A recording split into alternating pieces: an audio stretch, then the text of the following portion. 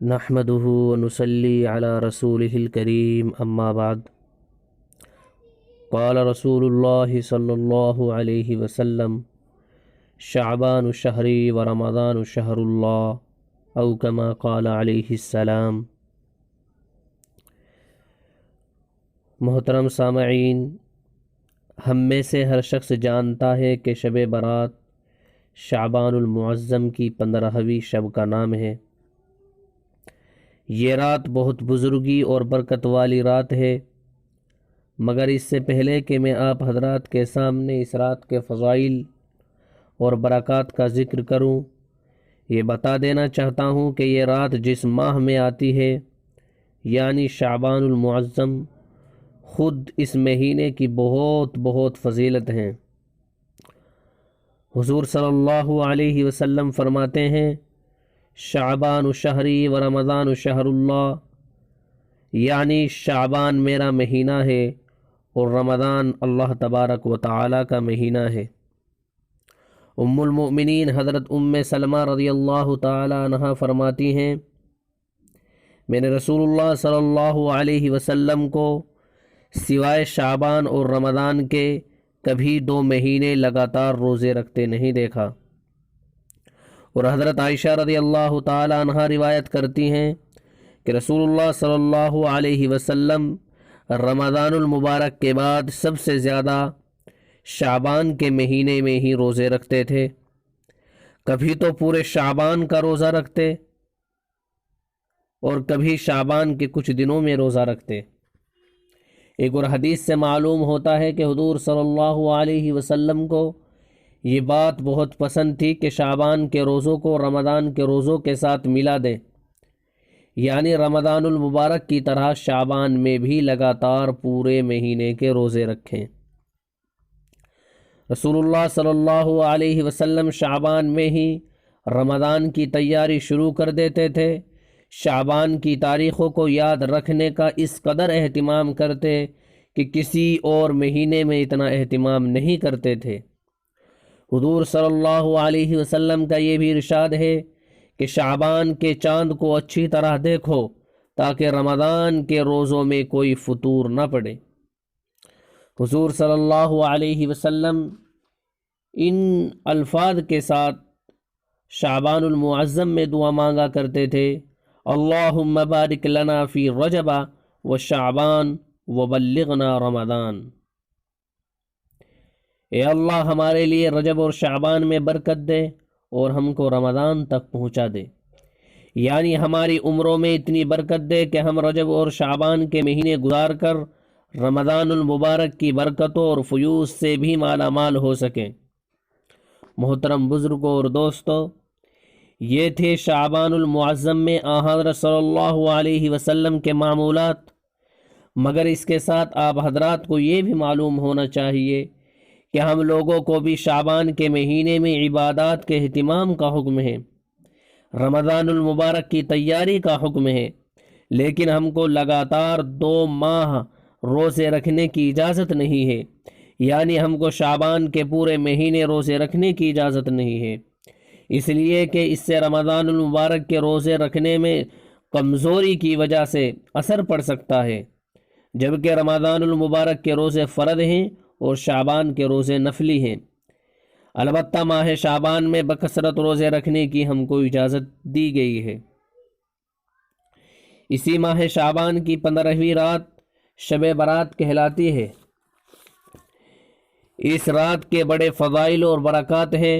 ام المومنین حضرت عائشہ رضی اللہ تعالی عنہ فرماتی ہیں کہ ایک بار شعبان کی 15ویں رات میں نے رسول اللہ صلی اللہ علیہ وسلم کو گھر میں نہ پایا۔ میں نے تلاش کیا تو حضور صلی اللہ علیہ وسلم مدینہ منورہ کے قبرستان میں تھے۔ حضور نے مجھے دیکھ کر فرمایا اے عائشہ، کیا تم یہ سمجھتی تھی کہ اللہ اور اس کے رسول تم پر کوئی ظلم کریں گے؟ حضرت عائشہ نے جواب دیا اے اللہ کے رسول، میں سمجھی کہ آپ ازواج مطہرات میں سے کسی کے پاس تشریف لے گئے ہیں۔ حضور صلی اللہ علیہ وسلم نے فرمایا آج شعبان کی 15ویں رات ہے، اس رات اللہ تبارک و تعالی آسمان دنیا پر نزول فرماتا ہے اور قبیلے بنی کلب کی بکریوں کے بالوں کی تعداد سے بھی زیادہ گناہ گاروں کی بخشش فرماتا ہے۔ اور دوسری روایت میں ہے کہ حضور صلی اللہ علیہ وسلم نے فرمایا، ہل تدرین ما فی ہذہ اللیلہ، کیا تم جانتی ہو کہ اس رات میں کیا ہوتا ہے؟ حضرت عائشہ نے جواب دیا، ما فیہا یا رسول اللہ، آپ ہی فرما دیجئے اللہ کے رسول، اس رات میں کیا ہوتا ہے؟ تو حضور نے فرمایا، اسی رات میں اس سال پیدا ہونے والے ہر بچے کا نام لکھا جاتا ہے، اسی رات میں اس سال مرنے والے ہر آدمی کا نام لکھا جاتا ہے، اسی رات میں تمہارے اعمال اٹھائے جاتے ہیں اور تمہارا رزق اتارا جاتا ہے۔ حضرت عکرمہ اور مفسرین کی ایک جماعت کے نزدیک سورہ دخان کی آیت کریمہ وَفِيهَا يُفْرَقُ كُلُّ أَمْرٍ حَكِيمٍ أَمْرًا مِّنْ عِنْدِنَا کا تعلق شب برات سے ہی ہے۔ روایت میں ہے کہ اس رات اللہ تبارک و تعالی اپنی ساری مخلوق کی مغفرت فرما دیتا ہے، سوائے مشرک کے، چغل خور، کنہ ور، ظالم، شرابی، ماں باپ کی نافرمانی کرنے والے، جادوگر اور قاتل کے۔ اس رات کی فضیلت میں حضرت علی رضی اللہ تعالی عنہ سے بھی ایک حدیث مروی ہے، وہ کہتے ہیں کہ رسول اللہ صلی اللہ علیہ وسلم نے ارشاد فرمایا، جب شعبان کی 15ویں رات ہو تو اس کی رات میں نوافل پڑھو اور دن میں روزہ رکھو، اس لیے کہ اللہ تبارک و تعالی سورج ڈوبتے ہی اس رات آسمان دنیا پر تشریف لاتا ہے اور اعلان فرماتا ہے، کیا کوئی بخشش کا طلبگار ہے کہ میں اس کے گناہ بخش دوں؟ کیا کوئی رزق چاہنے والا ہے کہ میں اسے روزی عطا کر دوں؟ کیا کوئی مصیبت میں گرفتار ہے جسے میں عافیت عطا کروں؟ ایسے ہی صبح صادق تک اعلان ہوتا رہتا ہے۔ محترم بزرگوں اور دوستو،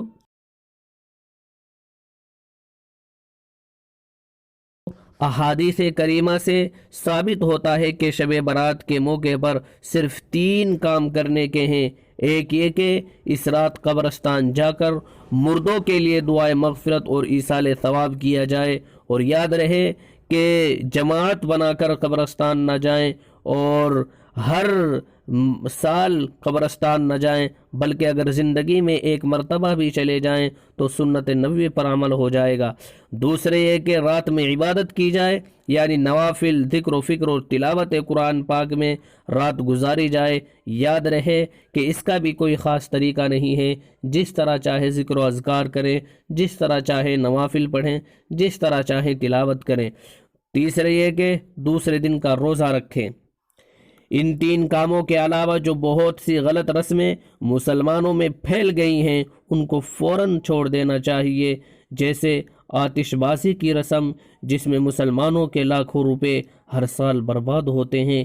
یہ سراسر فضول خرچی ہے، اور فضول خرچی کرنے والوں کے متعلق ارشاد خداوندی ہے، ان المبذرین کانوا اخوان الشیاطین، یعنی فضول خرچی کرنے والے شیطان کے بھائی ہیں۔ اسی طرح ایک دوسری رسم حلوہ بنانے کی ہے، خواہ پیسے ہوں یا نہ ہو، خواہ روپیے ادھار لینے پڑیں یا سامان ادھار آئے، بہرحال حلوہ تو ضرور بننا چاہیے۔ بھلا شب برات پر حلوہ نہ بنے گا تو پھر کب بنے گا؟ بزرگوں اور دوستو، حلوہ تو کبھی بھی بنا کر کھایا جا سکتا ہے، شب برات کی کیا تخصیص ہے؟ جو لوگ شب برات کے موقع پر حلوہ بنانا ضروری سمجھتے ہیں اور قرض اور ادھار لے کر اس کا انتظام کرتے ہیں، وہ دین میں نئی بات پیدا کر رہے ہیں جسے بدعت کہتے ہیں۔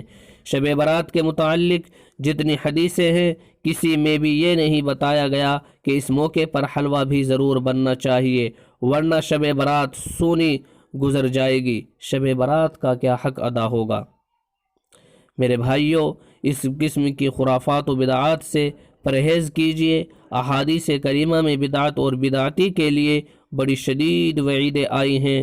حضور صلی اللہ علیہ وسلم فرماتے ہیں، جو ہمارے دین میں کوئی ایسی بات ایجاد کرے جو دین میں نہ ہو وہ مردود ہے۔ اور دوسری حدیث میں اللہ کے رسول صلی اللہ علیہ وسلم نے فرمایا، کسی قوم نے کوئی بدعت ایجاد نہیں کی مگر اسی کے مثل اس سے سنت اٹھا لی گئی، یعنی اگر کسی نے کوئی بدعت پیدا کی تو اس کے بدلے میں اللہ تبارک و تعالی نے کوئی سنت ان سے چھین لی۔ تو کسی سنت پر عمل کرنا کوئی بدعت ایجاد کرنے سے بہت بہتر ہے۔ اور رسول اللہ صلی اللہ علیہ وسلم ایک اور حدیث میں فرماتے ہیں، جس نے کسی بدعتی کی تعظیم کی، اس نے دین کی بنیاد ڈھانے میں اس کی مدد کی۔ تو میرے معزز سامعین کرام، اتنی سخت وعیدوں کے باوجود کیا کوئی مسلمان ایسا عمل گوارا کر سکتا ہے جس سے بدعت پھیلتی ہو، یہ بدعتوں اور اہل بدعت کو تقویت ملتی ہو؟ نہیں، ہرگز نہیں، کوئی مسلمان اسے کبھی بھی گوارا نہیں کر سکتا۔ تو آئیے دعا کریں کہ اللہ تبارک و تعالی ہم سب مسلمانوں کو اس رات کے فیوز و برکات سے کما حقہ مستفید ہونے کا موقع عنایت فرمائے۔